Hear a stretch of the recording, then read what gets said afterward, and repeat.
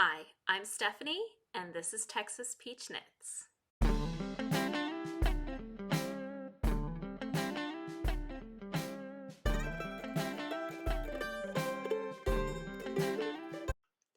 So welcome to the December episode of Texas Peach Knits. I'm Stephanie. I live west of Fort Worth, Texas with my husband and our 4 kids. You can find me on Instagram as Texas Peach Knits, and you can also email me at texasppeachknits@gmail.com. And please remember to like and subscribe.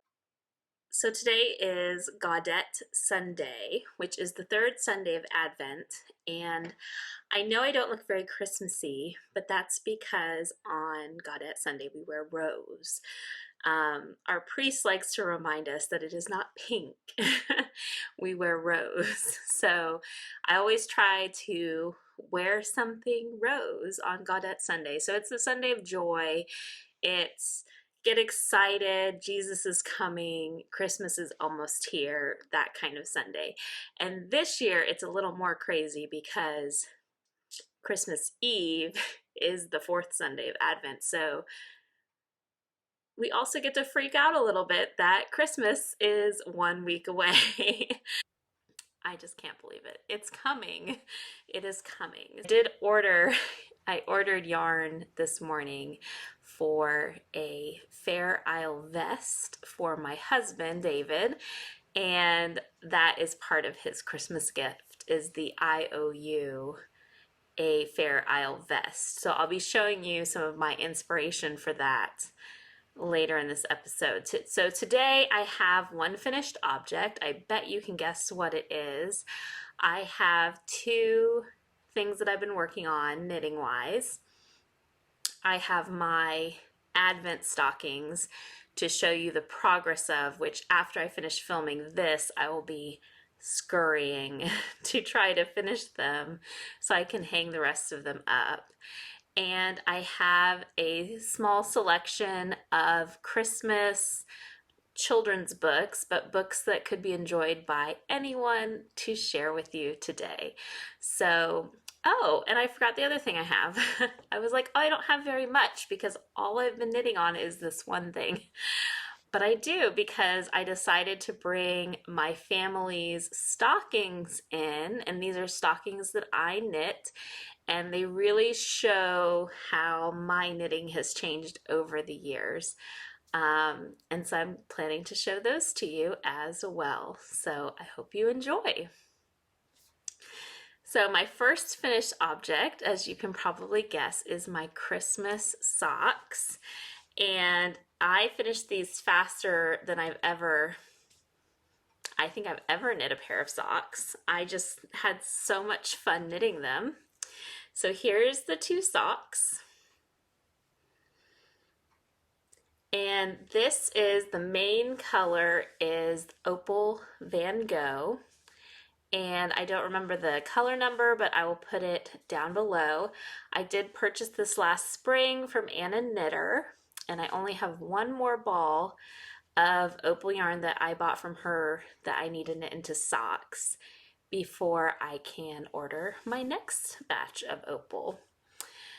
So these were the Van Gogh yarn. I chose this specific color because I thought it looked Christmassy, and I decided to add a little bit more Christmas details. So I did a little Fair Isle stranded color work. I tried to make it look like holly, and I did these little green hearts, which I think turned out very sweet. So I also did the little blip of green at the top, and then the red is a mini from Back Porch Fiber Co. that I won from her. So I thought they looked really cute on the heel and toe. So I'll show you how much yarn I had left after knitting both socks, and I started these on December the 1st, and I finished them yesterday. So I did finish them on December 16th. So basically 2 weeks. Is that 2 weeks? A little more than 2 weeks. So I think that's the fastest I've ever I've ever finished a pair of socks. So I'm pretty pleased. So here's the ball. And I'm going to rewind this. But that is all I have left. It's very floppy. This is probably enough for a short pair of socks, especially with contrast heels, toes, and cuffs. So might make something else with this or put it in my scrap box. This is the West Yorkshire Spinners Chocolate Lime, which it was cleared up for me by Neil of Blocked that it is indeed a very popular candy in England, and I didn't know. So now I know. Thank you, Neil. And so it makes more sense because the candy is green lime flavored on the outside and chocolate on the inside. So it sounds good, but that's why it's green. And I have used this before for other heels, toes, and cuffs. So I keep these solid colors just for adding to whatever projects I want. And then here, this was a 20-gram mini. And this is what I have left. And I don't know, maybe this is like 8 grams. I need to weigh it. So still yarn left over. And these two are 64 stitch socks on 1.5 circular needles, and I did them one at a time. So about 1 sock a week. That's pretty good. But it really was the only thing I was doing. So I guess if I am a single project knitter, I can get a whole project done in 2 weeks. So that's pretty good. But I don't think I will ever be a long-term single project knitter. Okay. So those are the socks. Now, as soon as I finished those, I had to cast on my next pair of socks because you have to have socks, right? Because they're so easy to knit anywhere, you guys know. And so I took my next Opal Van Gogh from Anna. And this one, I don't know why I did this, but I did. This one looks like it's Riverside. And I bought this skein specifically for David because he loves greens. And so I cast on socks for him. And I have this much. But he normally, I do 72 stitch socks. He wears a size 13, 13 and a half. And I asked him, are they too loose? Like, do I need to make them less stitches around? But I've made him probably 6 or 7 pairs of socks, and he wears them all the time. So he said, no, the same is good. And I haven't decided yet. I kind of want to do a very simple pattern on these, but I haven't decided yet. So I'm just going to start the cuff and think about it. Then I cast on another project because I wasn't going to pull out my other whips. I'm going to just cast on more things. So I have 3 good friends that are all due with babies early this spring. And I was trying to decide what to knit. And I don't know if I'm going to knit this for everybody, but I've always wanted to knit this. So it's in this book, Baby Knits Made Easy, and it's a DK book. And I can't say that I highly recommend this book because I really haven't used very many of the patterns. And really the only reason I've kept it is because I wanted to knit this one pattern. So now I am knitting it. And this pattern is the classic teddy bear. And isn't he just so sweet? I don't know if it's just the way he's like laying in that picture or what. I've just always wanted to knit him. Plus, look at the baby. Oh. So anyways, I'm knitting this little guy. And it calls for chunky yarn, but I already had this yarn bee, Soft and Sleek. And this is one of the ones I got on clearance earlier this year, or I guess earlier this fall, and I've got yarn barf everywhere. So since this is worsted and it's a toy, I went down to a size 5 needle. So I'm using Knit Pick size 5, and these are the interchangeable needles, which always come unscrewed for me, but it doesn't bother me enough to throw them out and replace them. So I still use them. And I have knit his little head. So this is going to be his little head, and you seam it up like that and stuff it. Close up the back. And so now next I'm going to make the ears. But he's going to have his cute little eyes, and I think it's going to be adorable. And I wasn't totally sure about this yellow color. The actual name of this color is, let's see, this is called Wheat. And it's kind of a yellowish tan. But then I thought, it looks very Winnie the Pooh, so that would be very cute. So I'm using this for the body, and then I have other colors that I will use for his little sweater. Before I show you my family's stockings, and before I show you the Advent felt stockings that I've been working on, I want to talk about the yarn I ordered for my husband's vest. Now, I feel like Fair Isle vests for men are really coming back into style, and I've seen a lot of Instagram posts of very like dapper looking men in their sports coats and Fair Isle vests. So he actually has a vest that I knit him previously. It had been intended to be a sweater, but I was still a new knitter, and it was taking so long because he's a larger man. It was just taking me so long that I was losing confidence, and I asked him, is it okay if I turn this into a vest? He said fine, so I finished it as a v-neck vest. Now, it didn't get a lot of wear because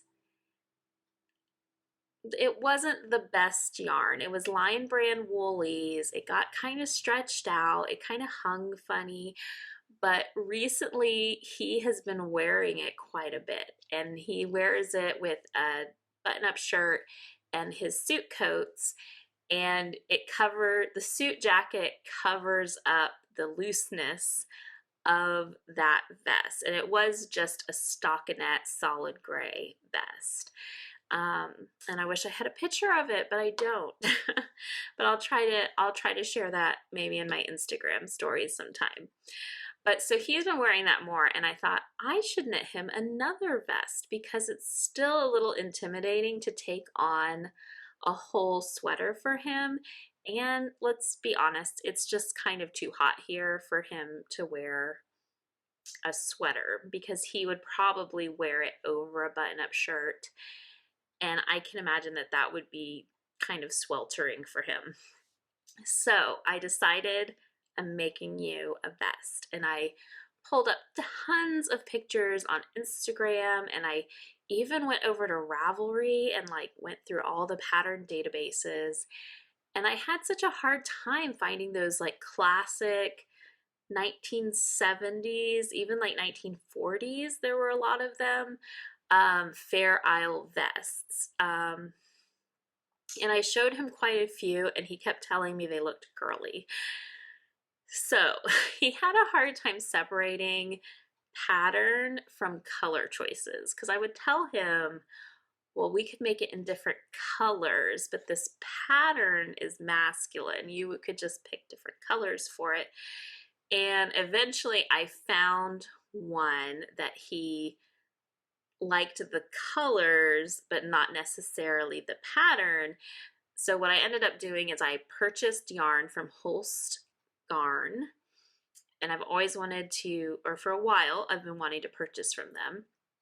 I got the Super Soft, which is like a fingering weight wool, and I purchased it in the color palette of that vest. So I will share the vest that he finally okayed the color palette.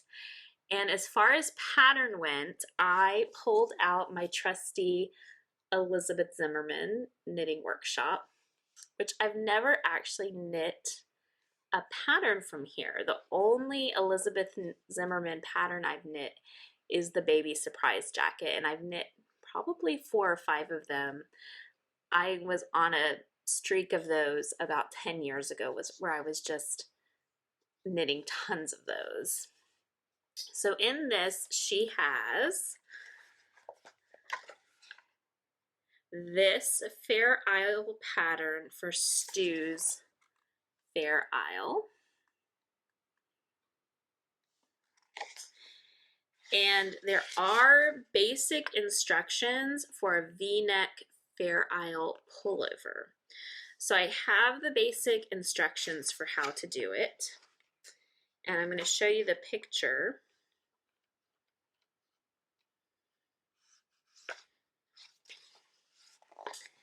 This one is the Stu's Fair Isle. And so I ordered like a toasted wheat color for the main color. And then I got a lighter oatmeal color, a dark blue, I got a gold for accents, and a green. So I will be sure to show you all the colors. Oh, and I got like a really nice dark brown because he has a dark brown corduroy jacket that he specifically said he wanted the vest to go with that. So I'm going to be making this Stu's Fair Isle vest with the Holst Garn Super Soft. And what I'm going to have to do is do a swatch, like do a good swatch, and measure carefully how that yarn works in this pattern. And then I'm gonna have to do math. And it's gonna be okay. It's all gonna be okay. But I'm really excited. I love a knitting challenge, and I love that this is something he actually wants. So I told him that the yarn is his Christmas present this year, and then maybe the vest will be his Christmas present next year. But I'll give it to him whenever it's done and be like, oh, remember that vest? That was your Christmas present 2 years in a row. Not really, but I think it's funny. So hopefully that all turns out good. And if you have ever knit Elizabeth Zimmerman's sweater vest patterns and you have any tips for that, especially swatching and figuring out your gauge with her pattern instructions, because her pattern instructions are very literary and not step 1, step 2, step 3. So I think it's going to be fine. I think I've knit enough vests and I've knit enough things in general that I can figure it out, but it is going to be a project. So, but what I'm excited about, so it'll be fun, and I'm looking forward to trying out this yarn. Okay, let me show you the family stocking. First stockings I knit, I believe these were first because they weren't in my old Ravelry account, so I must have knit them prior to being on the internet. And I used a book called Christmas Stockings, 18 Holiday Treasures to Knit, and it's by Interweave Press. And I just loaned it out to a friend of mine, so I don't have it to show you, but if I have time, I will pop a picture of it up this book is out of print, but it's still pretty easy to find in the used market. The first stockings I knit, I was a pretty inexperienced knitter, so I decided to go with a Gansey pattern, and this pattern was called Snowy Night Gansey by Lisa Carnahan.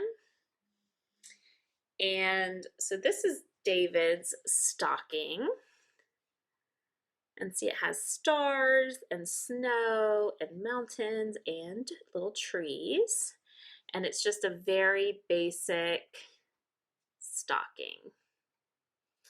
So this was back when I was still a pretty new knitter, and I still haven't gotten around to put proper loops on most of these.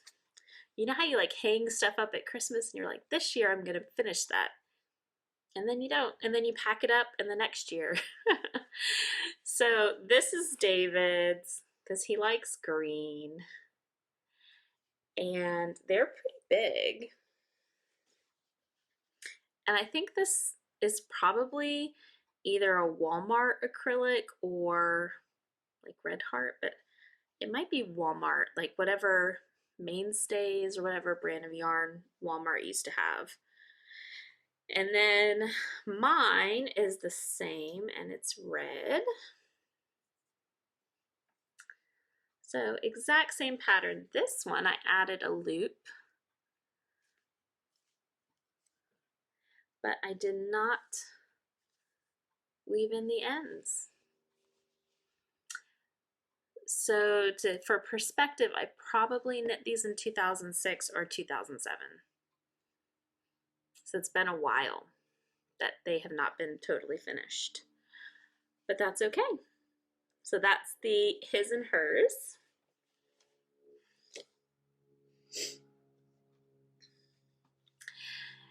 Then my eldest daughter was born in 2009, and I really wanted a more color work looking stocking for her, but I still wasn't confident enough with knitting, so I crocheted hers. And this is her stocking. And this is made out of Caron Simply Soft. So it has that like sheen, shininess. And this was a mashup of two free patterns on Ravelry. The first one was the Starflower Hexagon by Julie Mnemosyne. So it's the pattern for this hexagon, which is a gorgeous crochet hexagon pattern, and I just thought it looked like snowflakes. And then the other pattern I used was just to piece the hexagons together, and it was from the Polka Dot Stocking pattern. So basically the Polka Dot Stocking was hexagons with dots in the middle, circles, but they were the same shape, so I just used the piecing of that to piece mine. So, and then at the top, I just made up a crochet border, and hers has a little crochet loop. This one is huge. Okay, so the fourth stocking I made was for my next daughter, and I finished this in 2013, so 2 years after, 3 years? 2 years after she was born. And this is my first try at Fair Isle, I think at all, but definitely stocking Fair Isle. And this is the 'Tis the Season stocking by Katie Weston, and it was a free pattern. I think you could make a donation to her, the charity she was helping, to get the pattern, but it's no longer available. And I did change the pattern a lot. So a lot of these designs that are in mine were not in that one. And so this is it. And from her pattern, I learned how to do this Latvian braid, which I still think is so cool. Now, I kind of regret I used the Caron Simply Soft for this one as well. I didn't really know a lot about yarn or Fair Isle or how yarns work, but it's really not the best yarn for a Fair Isle product. You really need wool because I'll show you the inside. I need to sew a liner for this, let me put it that way. So this is from the pattern. This deer and tree, I think I found somewhere else, I'm not sure. And then I have these flowers and some snowflakes or stars. So it's kind of a mix of that pattern and then things I found other places. And the pattern is the same on both sides. So I was really happy with how this one turned out, but the inside is crazy. I have some insanely long floats. Like I said, I really didn't know anything about what type of yarn to use or how to catch floats. I just went for it. And so this is the inside. And so when stuffing this stocking or taking things out of this stocking, you have to be super, super careful. See, things have gotten snagged. There's these like long loops everywhere. It's a mess. So I need to sew a liner for this one, but will it happen? Probably not. And it also has this like makeshift loop. So it needs a loop too. But we've been using it, it's fine. So here's the "'Tis the Season" stocking that I made for my second daughter. So that was exciting, and then a few years later, I started knitting stockings for my boys. I think having 3 kids was very stressful for me, so it took me 3 years to knit the stocking for my first son. I finished it in 2017, and I ended up, I wasn't knitting on this for 3 years, but it took me 3 years from him being born to have a finished stocking. So I think when I actually picked the pattern and just did it, it didn't take that long.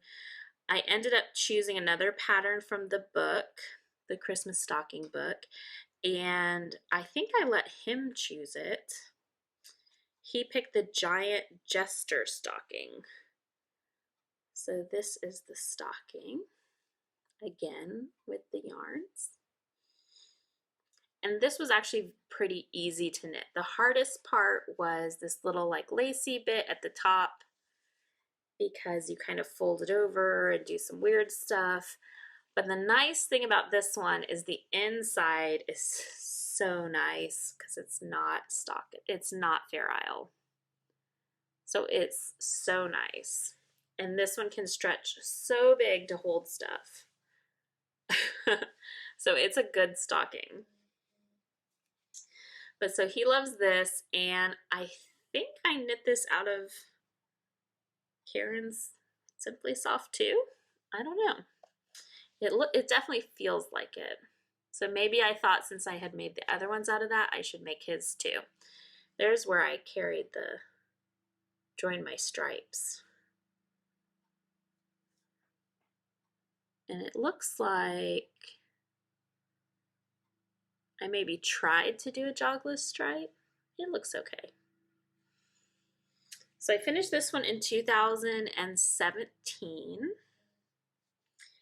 And then I finished my youngest son's in 2018. So they kind of needed stockings.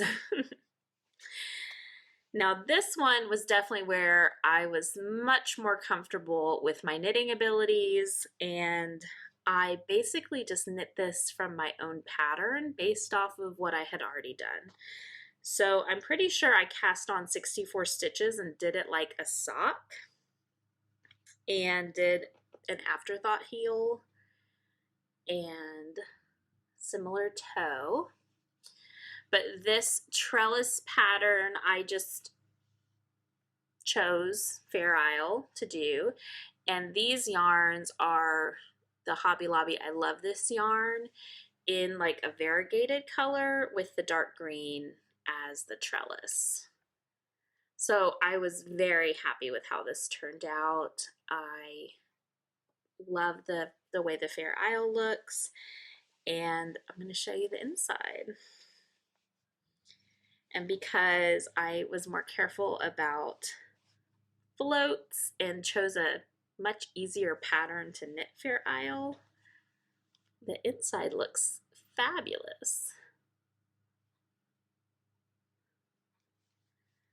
So definitely over the years, my knitting has improved. I've gotten more confident with what I can do.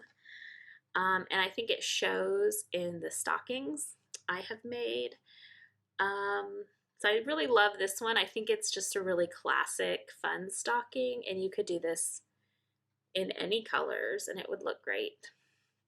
So, but I love that our family has all different stockings. I am not a design matching styling person. I'm more of an eclectic collection, pull it all together Christmas decorator. So these match perfectly with our other Christmas things that we have. So very happy to hang those up every year. And the kids love their stockings. They love taking them out, and they think it's special that their stockings are unique to them. Okay, so my Advent stockings that I've been working on are going really well. I finished all of last week's, and I'm probably 2/3 of the way done with the ones that start Monday, so tomorrow. But I'm gonna finish those. But for last week, I had Our Lady of Guadalupe, and I decided to do the stars. So she has like a veil with yellow gold stars on the veil. And I thought this would be easier than trying to make her. And then I put roses across the top up here because in the it's not a story because it really happened, but in the history of it, Juan Diego found roses at a time of year, December, when there were no roses, and she told him to gather them in his tilma, which is like a poncho type clothing. And so he gathered up all these roses and he took them to the bishop, and when he poured them out, because the roses themselves were a miracle, he had the image of Our Lady of Guadalupe on his tilma. So you can still go see it today in Mexico City. And my husband's brother was in Mexico City last year, and he got to go see it. And it's one of those things that we would love to do someday. So, and that miracle converted like millions of people. So we remember Our Lady of Guadalupe every Advent. Now on the back of these, I found at a thrift store. So I actually bought a box of like a mix of craft supplies at, I think it was a Goodwill. And in it was this old felt tree skirt, which I thought, oh, I'm never going to use that as a tree skirt, but it had these gold snowflakes on it. And I decided I would lay my finished stockings on it and sew around them. And then every stocking has a snowflake on the back. So after we say our Advent prayers and get our treats out, we flip it over so all the finished days are hanging and they look pretty too. And I didn't have to do anything. I just had to sew it together. So I was really, patting myself on the back that I thought to do that. And I found that Christmas tree skirt, and I think I paid $5 or $6 for the whole bin. So for almost no money, was able to have pretty backs on my stockings. So here's a little gingerbread house one. This is a little mouse that my eldest daughter did. This is St. Lucy's feast day. So we have her crown of candles and the sweetbreads. And then this is her martyrs tie for around her waist. My 12-year-old made this little fox. I love him because he looks so grouchy. I made this little cup of cocoa. This one has treats in it. I already stuffed this one. And this is the one for today, for Gaudette Sunday. And actually, you can kind of see it says third Sunday. So the Sundays are marked. And I put what the word is, so like joy. I could have put Gaudette, but that's kind of long, so I went with joy. And that one is rose. Now the next set, I decided to do the O antiphons. Now the O antiphons are, I think most of them are in the O Come Emmanuel song, but it's every day getting closer to Christmas, you're like crying out with joy that Christ is coming. And so the O antiphons are kind of the prayers you would cry out. So the first one is O Septissima, but it means O wisdom. I'm very bad at Latin. And I did a little scroll for like the scriptures. And so this one's not, none of these are finished. And then the next one is O Adonai. So this is like God of the Old Testament. And I did the burning bush. I'm going to stitch little green leaves on there. The next one is O Root of Jesse. And this one is not, this is the last one I haven't sewed down much. Did this little stump with the little like sprout coming off of it. And then O Clavis David, which is key of David. The key. And then we have O Oriens, which is like light of day, daytime, I think. So the little sun. And then man, and it's even worse because my page I printed that has all the names, it didn't print clearly, but I know this means like O King.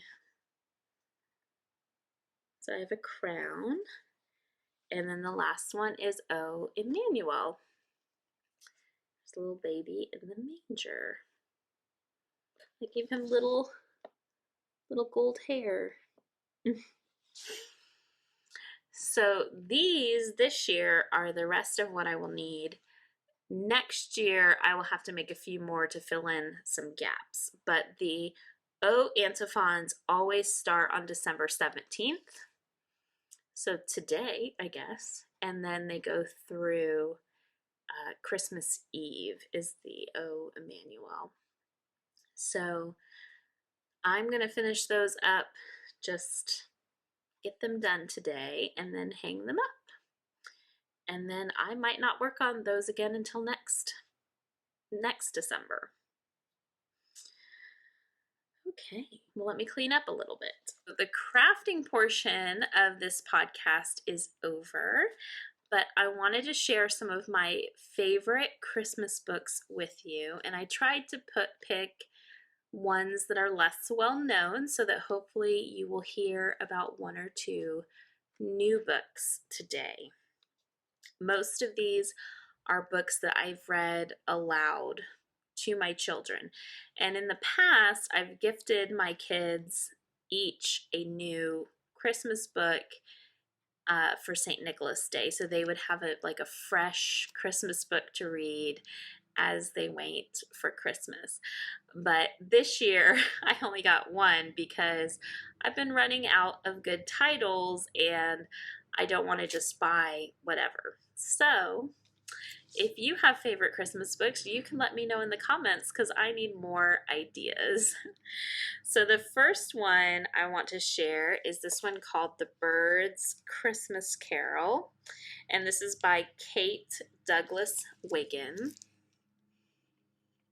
And this is a pretty old book. But this is a story about a sweet little girl that is very ill. And her only Christmas wish is to make her neighbors who are less well off than she is have a very happy, joyful Christmas. So instead of her wanting things for Christmas, she wants to make their Christmas beautiful and special. And this one is a tearjerker. And I read it aloud to my kids. We usually try to read at lunchtime.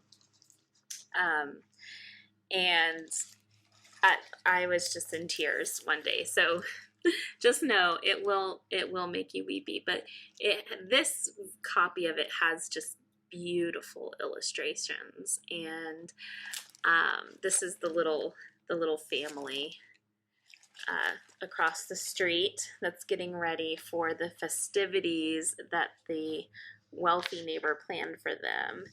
And look, they're just such sweet drawings. So this is like a small chapter book, but easily read in a few sittings, and just such a sweet, beautiful story about sharing with others and really the true giving nature of the Christmas time. So love that book. Okay, this one is a true children's picture book, and it's called The Donkey's Dream by Barbara Helen Berger. And this one is about the donkey that carries Mary to Bethlehem. And his dream is that he's carrying all types of things. So like he dreams he's carrying a great city.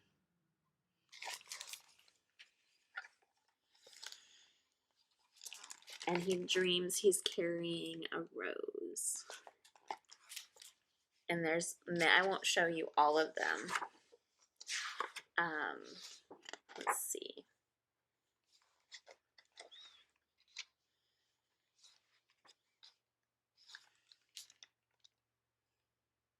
So basically, as he's carrying the pregnant Blessed Mother, he's having these dreams of all these things he's carrying. But really, he was carrying the light of the world, right? So the illustrations are just beautiful. This is a very easy to read book. And very, very great for sharing with little kids. And so beautiful, that little baby. Okay, so The Donkey's Dream.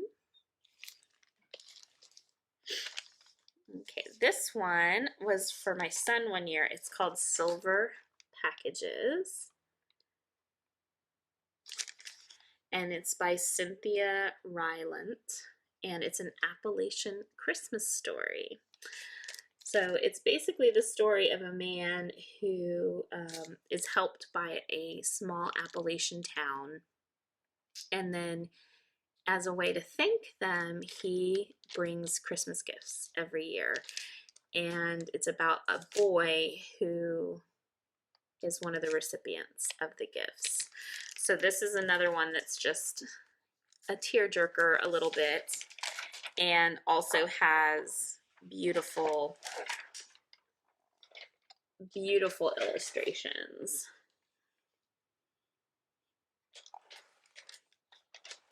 So, and very much is about giving and giving back and all that kind of thing.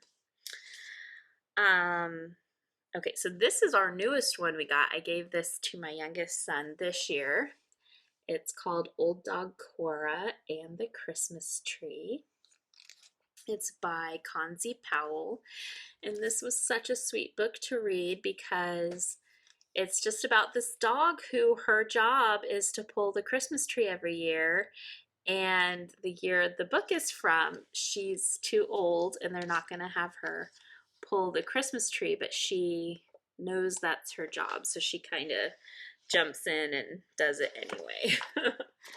So, and she's got her, these are her puppies that are grown up now. So this was so fun to read. And my son really enjoyed it. A lot of these books feature knitting baskets, which I love. So again, very nice, nicely illustrated, sweet, sweet story. Now, if you need a book to bring you laughter, I recommend The Best Christmas Pageant Ever. And I think the more current copies of this book have best crossed out and it says worst. So it might be listed as the worst Christmas pageant ever. And it's just another little sweet story about a small town putting together a Christmas thing and really learning the true meaning of Christmas through the trials and the tribulations of trying to put on a Christmas pageant. There are some very rough children in this book. And I read this one aloud and it was so, I've read it aloud at least twice. It's so funny and it's so fun and it's a little shocking, like to the kids sometimes, but in a good way. I feel like they get a lot out of it and they really do learn some things and get a little bit of empathy for people. So highly recommend this. It's so funny. So if you haven't read this one, you should try it. And the last one is just really, I love this author. This is Elsa Beskow, and she's written a lot of like fairy tale type books.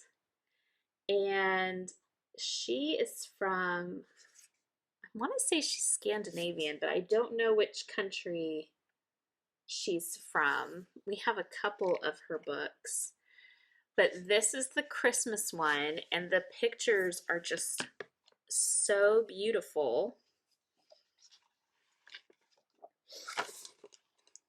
And I'm just picking random illustrations to show you. But this one is so neat because it's really different customs than what we have here in the United States. And there is a Christmas goat. So let me find a picture of the Christmas goat. So here's like the man dressed up as the Christmas goat. And he like knocks on the door to bring presents and things. So it's really fun to read different stories, and I just love all of these illustrations. So it's not a surface level like fast read. It's one you really want to savor and look at all the pictures, and kids really love it because it's just so intriguing and interesting, the story. And so yeah, so this is the last one I have to share. I hope you found a new book you might want to try. And if you have any favorite Christmas books, whether they are, I mean, I do a lot of children's books because I read them with my kids, but really any Christmas books that you love, I would love to hear about them. So I probably won't stop in to chat between now and Christmas. So I hope you have a very merry and wonderful Christmas day, and then we will have the Christmas season to follow. And I'm just looking forward to celebrating and all the fun that comes with that. We're hoping to go to midnight mass this year, which is at midnight, and the kids are just so like, oh, we can do it. We can do it, Mom. We can go this year. And we'll see. We'll see. We'll see if they make it. We're going to try, but it's fun. It adds a little extra magic, I guess. But I don't know. I just love going to mass, especially on special days and holidays, and it's just great. So I hope you have a wonderful Christmas. I hope you get to be with loved ones, and I will see you again soon. Bye.